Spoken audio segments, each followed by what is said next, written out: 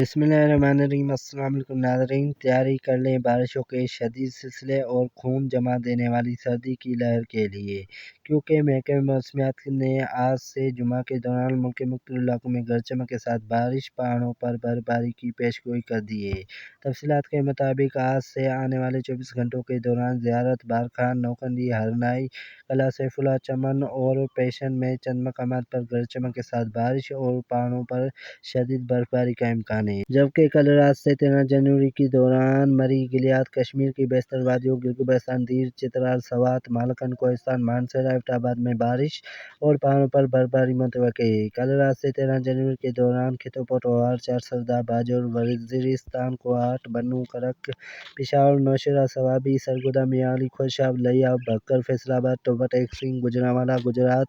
اسلام آباد، سیالکوٹ، ناروال، شیخوپورہ، قصور، ساہیوال، اوکاڑا اور لاہور سمیت پنجاب میں ہلکی سے درمیانی بارش اور بعض علاقوں میں تیز بارش کا امکان ہے۔ اس دوران ڈیرہ اسماعیل خان، ڈیرہ غازی خان، مظفر گڑھ، ملتان، خانیوال اور پاکپتن میں ہلکی بارش کا امکان ہے۔